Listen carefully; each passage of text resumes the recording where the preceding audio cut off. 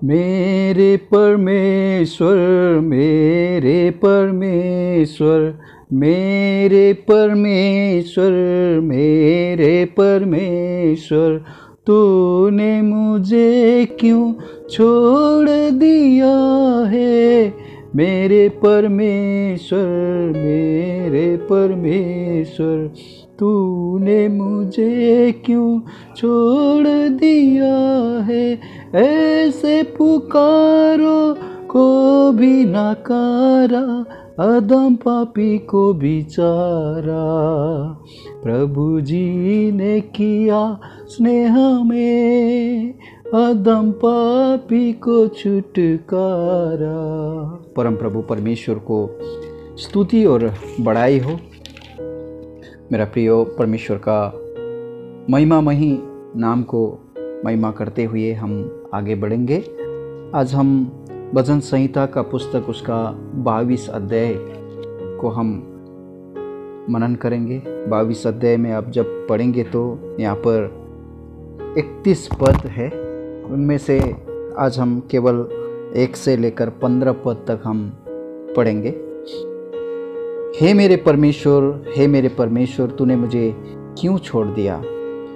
तू मेरी पुकार से और मेरी सहायता करने से क्यों दूर रहता है। मेरा उद्धार कहाँ है। हे मेरे परमेश्वर, मैं दिन को पुकारता हूँ परंतु तू उत्तर नहीं देता, और रात को भी मैं चुप नहीं रहता। परंतु हे तू जो इस्राएल का स्तुति का सिंहासन पर विराजमान है, तू तो पवित्र है। हमारे पुरखा तुझ पर भरोसा रखते थे, वे भरोसा रखते थे और तू उन्हें छुड़ाता था। उन्होंने तेरी दुहाई दी और तूने उनको छुड़ाया। वे तुझी पर भरोसा रखते थे और कभी लज्जित ना हुए। परंतु मैं तो कीड़ा हूँ, मनुष्य नहीं। मनुष्य में मेरी नाम धराई है और लोगों में मेरा अपमान होता है। वो सब जो मुझे देखते हैं मेरा ठट्टा करते हैं और ओंठ पिचकाते और ये कहते हुए सिर हिलाते हैं कि अपने को यहोवा के बस में कर दे, वही उसको छुड़ाए, वो उसको उबारे, क्योंकि वो उससे प्रसन्न है। परंतु तू ही ने मुझे गर्भ से निकाला। जब मैं दूध पीता बच्चा था तभी से तूने मुझे भरोसा रखना सिखाया। मैं जन्मते ही तुझी पर छोड़ दिया गया।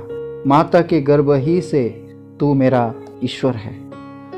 मुझसे दूर ना हो, क्योंकि संकट निकट है और कोई सहायक नहीं। बहुत से सांडों ने मुझे घेर लिया है। बासान के बलवंत सांड मेरे चारों ओर मुझे घेरे हुए हैं। वे फाड़ने और गरजने वाले सिंह की नाई मुझ पर अपना मुंह पसारे हुए हैं। मैं जल की नाई बह गया और मेरी सब हड्डियों के जोड़ उखड़ गए। मेरे हृदय मोम हो गया, वो मेरे देह के भीतर पिघल गया। मेरी बल टूट गया, मैं ठिकरा हो गया और मेरी जीभ में मेरे तालू से चिपक गई, और तू मुझे मारकर मिट्टी में मिला देता है। परमपिता परमेश्वर को स्तुति और बड़ाई हो। परमेश्वर का पवित्र वचन हम यहाँ पर देखते हैं। उसका पहले वचन में, हे मेरे परमेश्वर, हे मेरे परमेश्वर, तूने मुझे क्यों छोड़ दिया। इस बात को हम मसीह के लिए एक प्रोफेसी का तौर पर हम देख सकते हैं।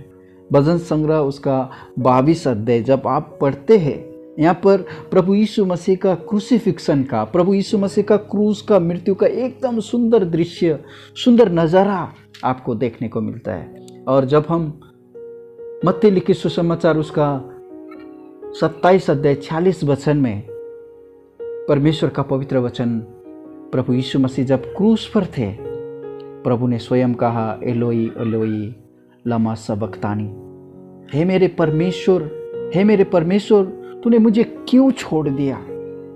मेरा प्रियो, बहुत अहम एक प्रश्न है वहाँ पर, क्योंकि बाइबल कहती है, रोमी का किताब उसका 3 अध्याय का 23वें वचन में, सब ने पाप किया और परमेश्वर के महिमा से रहित हो गया। और उस जो पाप का आप और मेरा मजदूरी था, परमेश्वर का पवित्र वचन बताते हैं पाप का मजदूरी तो मृत्यु है।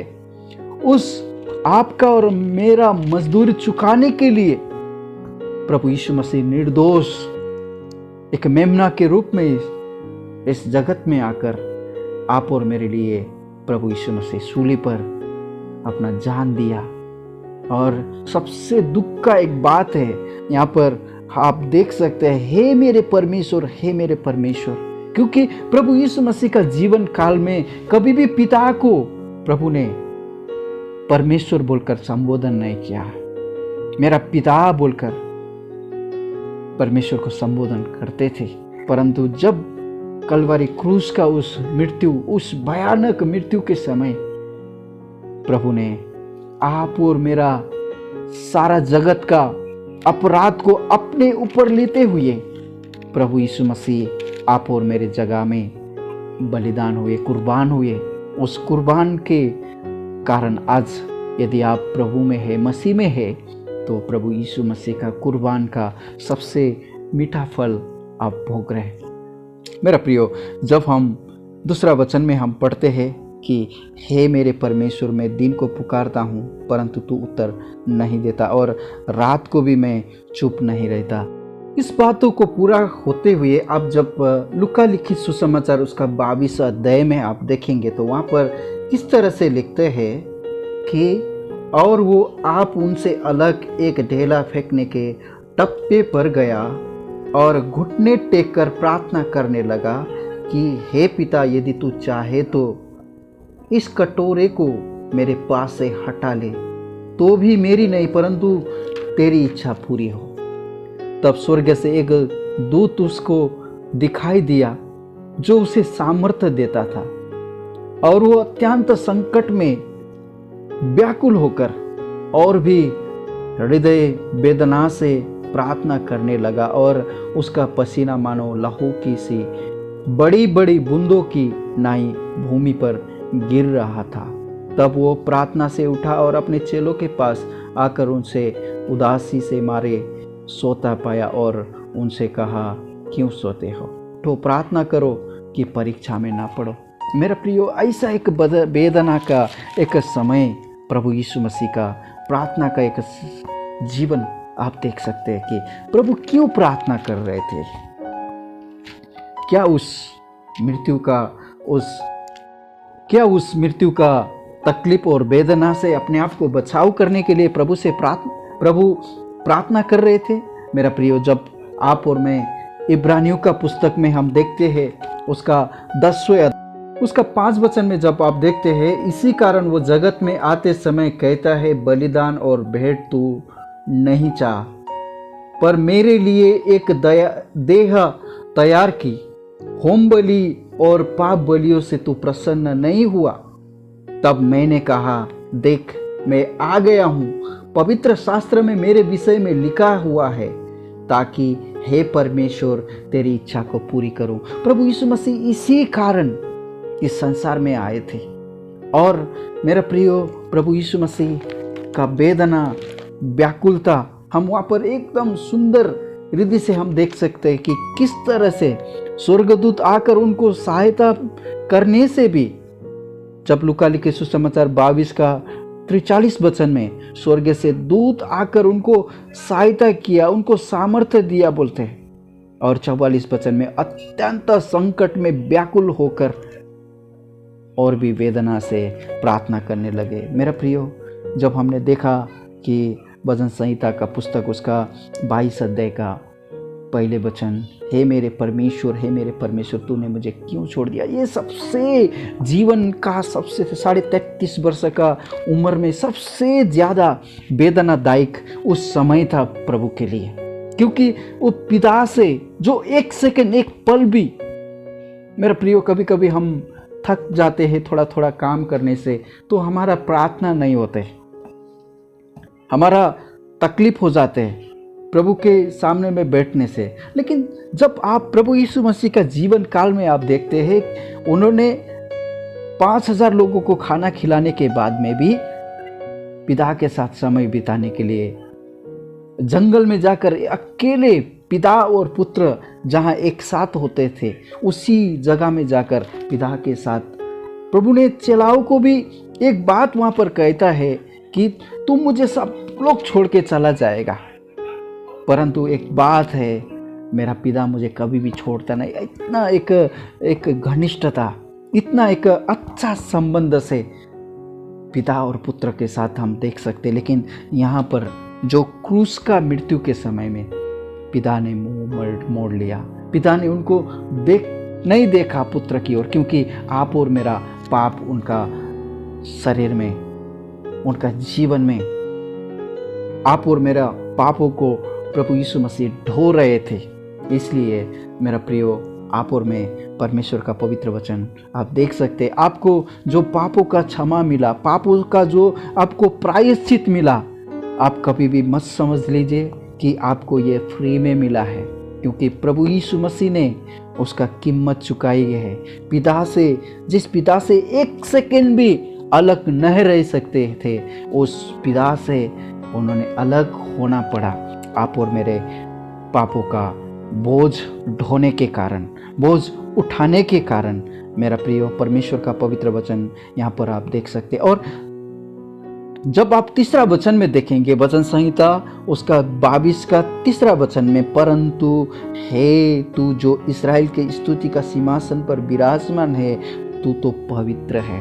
इतना संकट के बावजूद भी, इतना कष्ट के बीच में भी प्रभु यीशु मसीह पिता को महिमा देते हैं कि आप तो इस्राएल का स्तुति का सिंहासन पर विराजमान है।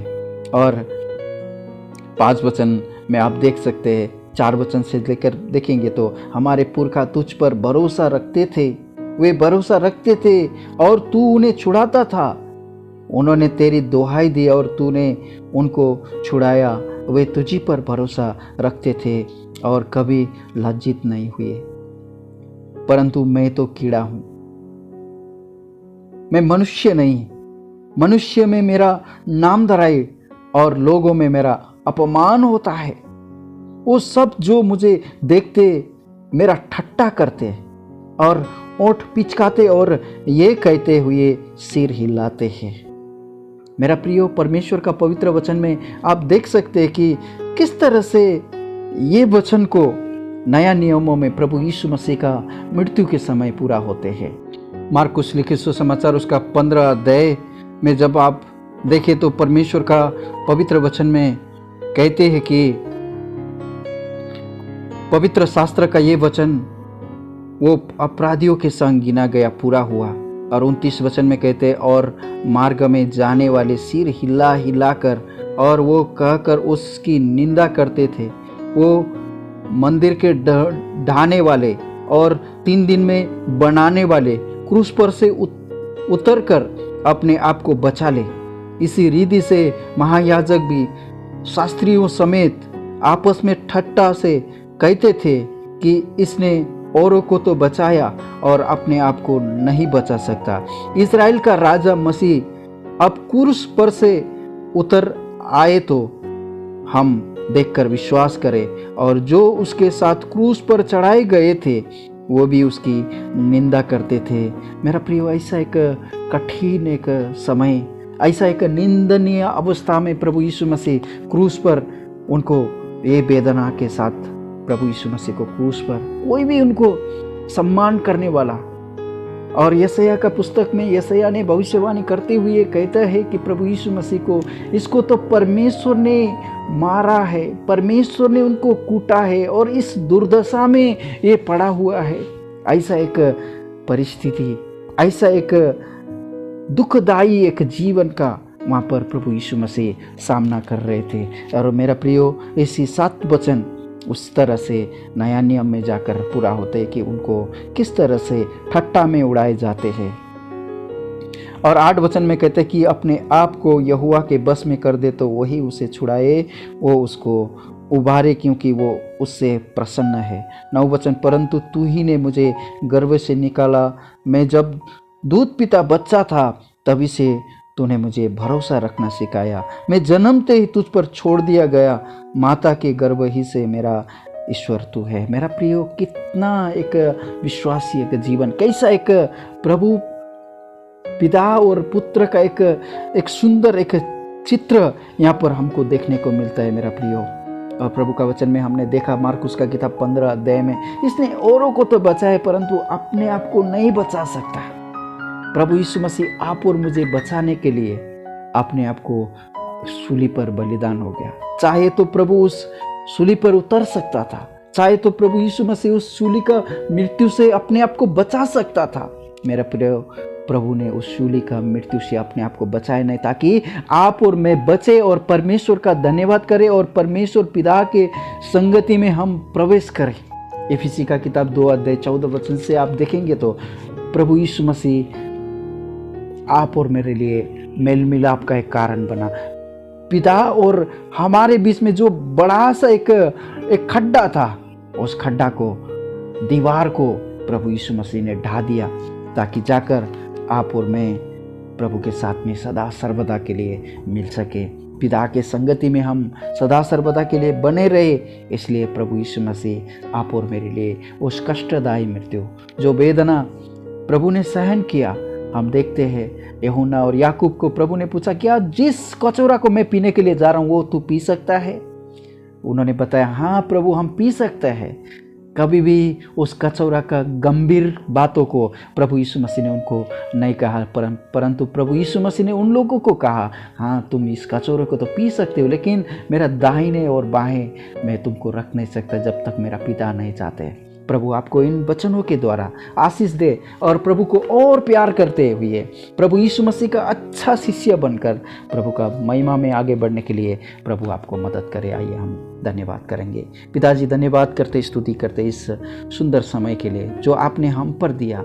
हमको प्रभु जी भजन संग्रह 22 अध्याय आज हमने जो देखा, प्रभु आप दया कीजिए सुनने वाले सभी लोगों को। प्रभु यीशु मसीह का उस मृत्यु का कीमत क्या है प्रभु, हम कल्पना नहीं कर सकते।